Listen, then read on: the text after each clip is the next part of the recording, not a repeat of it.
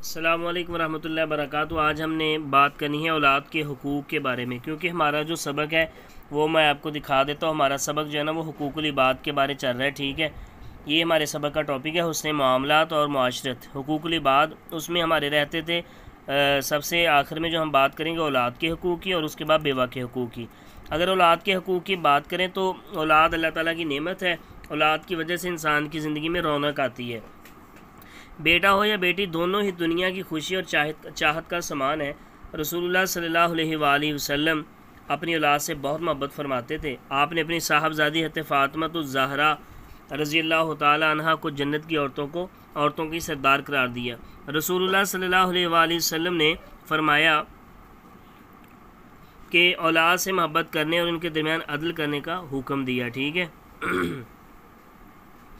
उसके बाद औलाद के हुकूक़ जो है ना वो उसके बारे में मज़ीद फरमाया कि अल्लाह से डरो और अपनी औलाद के दरमियान अदल कायम रखो।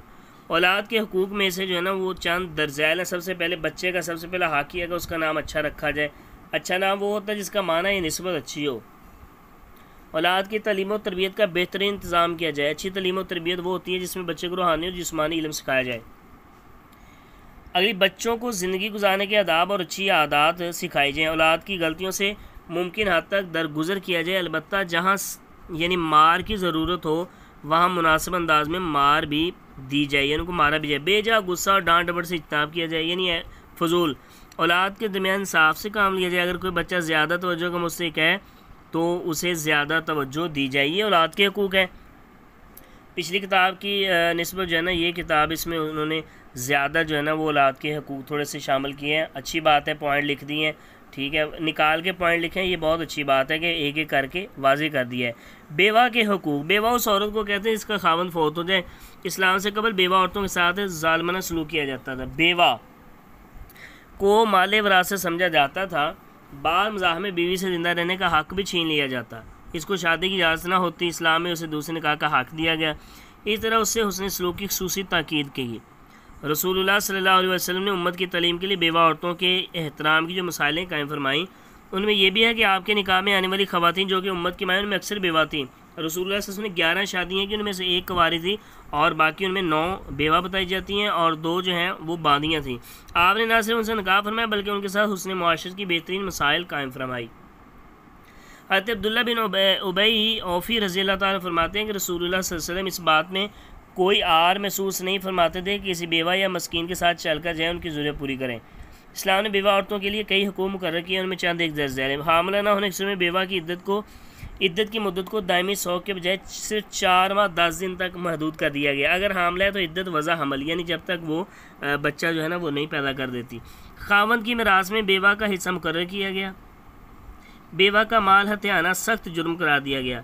बेवा से मुतल्लिक़ नहूसत के तस्वुर को ख़त्म किया गया और हर मामले को इंसान की तकदीर के साथ जोड़ा गया। बेवा को शादी करने और अपनी मर्ज़ी से ज़िंदगी गुजारने का इख्तियार दिया गया। बेवा औरतों को वरसा के बेजा जबर से आज़ाद किया गया। बेवा की कफ़ालत रियासत और माशरे के ज़िम्मेदार अफराद का फरीज़ा करार दिया गया।